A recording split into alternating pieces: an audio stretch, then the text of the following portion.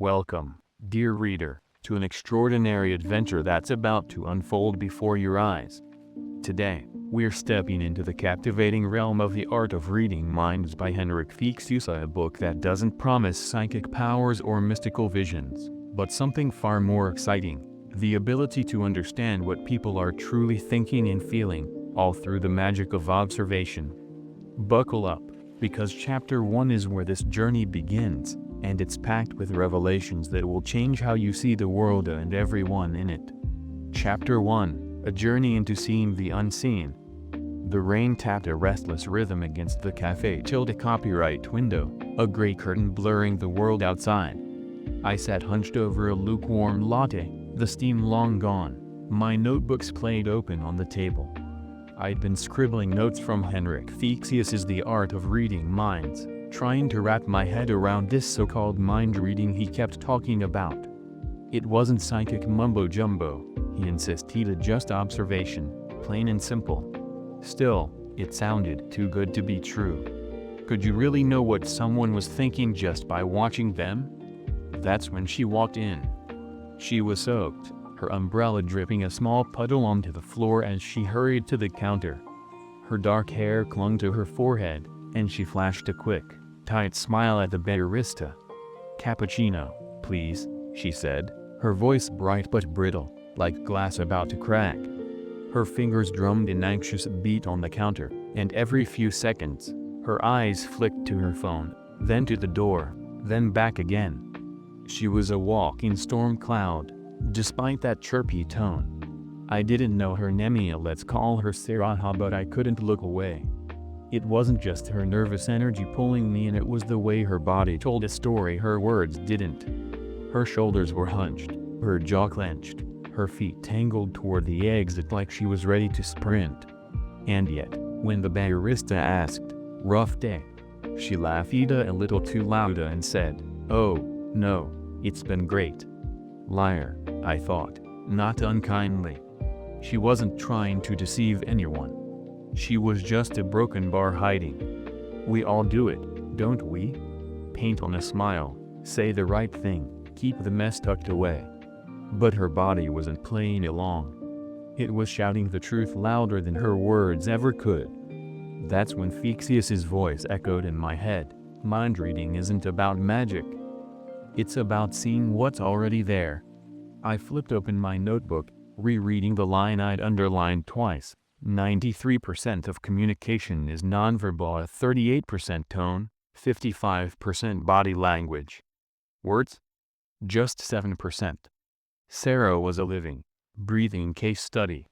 Her grade was a flimsy 7% funny tilde section A. The real story was in the other 93%. I decided to test it. When she sat down a few tables away, still glancing at her phone like it might bite her, I leaned over with a casual grin. "Long day, huh?" She froze, her coffee halfway to her lips, then let out a shaky laugh. "Is it that obvious?" And just like that, the mask cracked. The rainy days of revelation. That moment in the cafe copyright wasn't some grand epiphany with trumpets and flashing lights. It was quiet, subtly like the rain outside, steady and unassuming. But it changed everything. I'd always been the guy who took people at face value. If you said you were fine, I believed you. If you smiled, I assumed you were happy. I was blind to the subtext, stumbling through conversations like a tourist without a map. But Sarah? She was my wake-up call. We ended up talking for nearly an hour.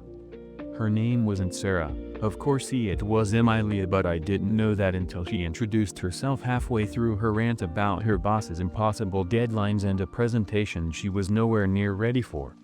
"I'm supposed to be there in 20 minutes, she groaned, rubbing her temples. "And I haven't even eaten lunch." I didn't solve her problems. I didn't need to. I just listened, nodded, and let her spill it all out. And it started with that one question: "A long day, huh?" Born from nothing more than noticing the obvious. Her body was screaming what her words wouldn't say. Fixius calls this observation. It's the first brick in the foundation of mind reading. You don't need a crystal ball or PhD in psychology. You just need to look. Really look. The myth of the mystic.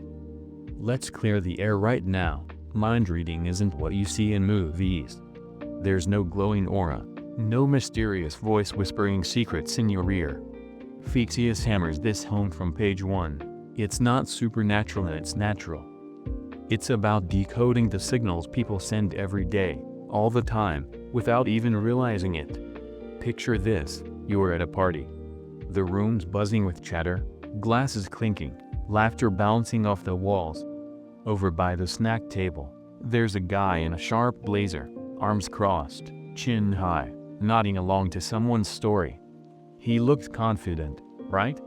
But then you notice his foot tapping a frantic rhythm, his eyes darting to the door every few seconds. He's not confident, he's nervous, maybe even desperate to leave. Across the room, a woman's laughing, her smile wide and dazzling. But her hands are clenched tight around her drink, her shoulders stiff.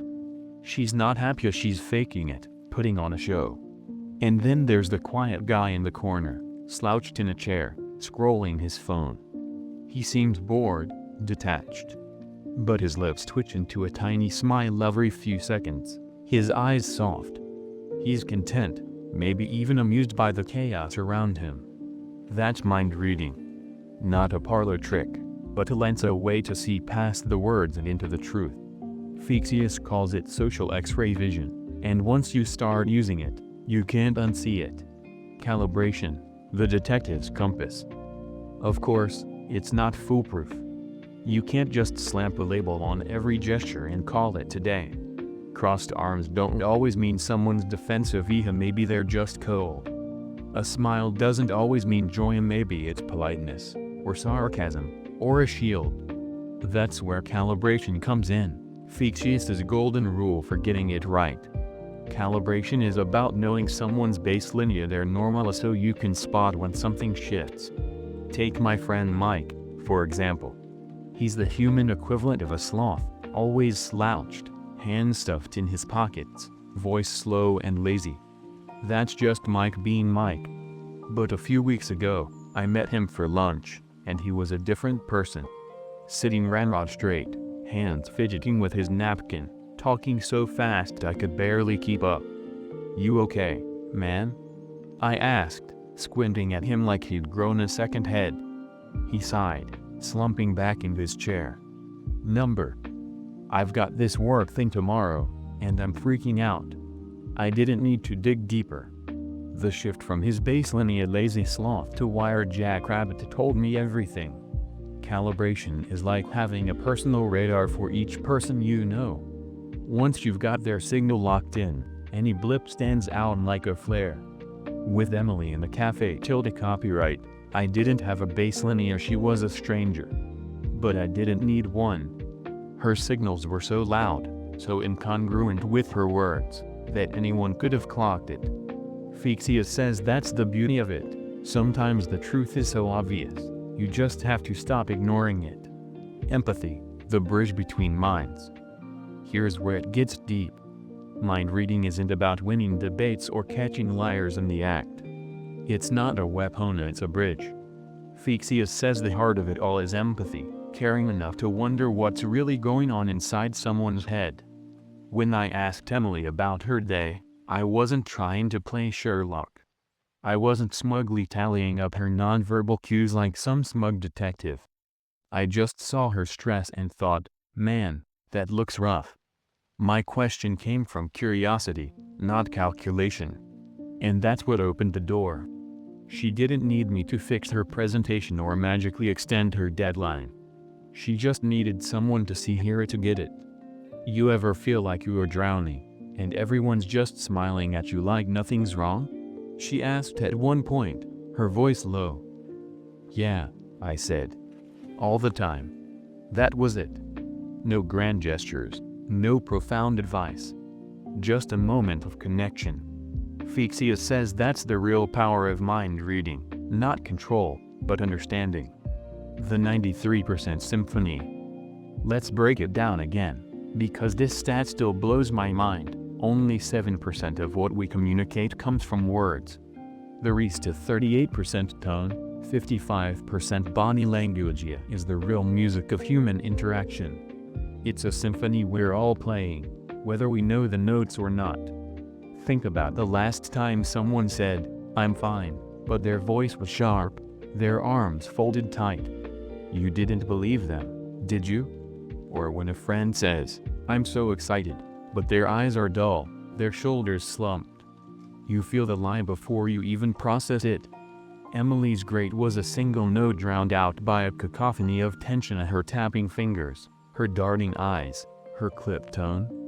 Words are the lyrics, sure, but the melody? That's where the truth lives. The experiment begins. Fixius doesn't just leave you with theories, he gives you tools. After that rainy day, I started experimenting. He suggests a few exercises to sharpen your skills, and I dove in head first. People watching Pro, I turned every grocery store line and bus stop into a live show. The guy shifting his weight, glancing at his watch, late for something. The woman smiling too hard at her kid, exhausted, faking patience. It's like reality TV with no script. Silent movie mode. I muted an old rom-com and tried to guess the plot from faces and gestures alone. The furrowed brows, the shy glances, the clenched fists, it was all there, clearer than dialogue. Mirror journal. After every conversation, I scribbled notes. Mike's hands were twitchy and nervous. Emily's shoulders dropped when she laughed a relief. Patterns started popping up, like a code breaking itself. It's not instant mastery. I still misread people sometimes, a calibration takes practice. But the more I do it, the more I see. The quiet magic. Days after the cafe tilde copyright, I kept thinking about Emily. Not because she was some puzzle I'd solved, but because of how simple it had been to connect. Mind reading, Fixius says, is just mindfulness with a twist of being present, tuning in, noticing the details everyone else skips. That Rainy Tuesday didn't make me a superhero. I didn't walk out of that cafe tilde copyright with a cape and a mind-probing ray gun. But I did walk out with something better, a way to see people, really see them, beyond the noise of their words. So here's your invitation. Next time you're in the crowd, don't just hear the chatter. Watch the hands, the eyes, the subtle shifts. Feel the energy. The real story's there, in the silence, waiting for you to listen. And when you do, that's where the magic of quiet, human, and real begins. Thanks for watching. If you enjoyed this, please hit that subscribe button for more awesome content. Your support means the world. Let's keep the fun going together.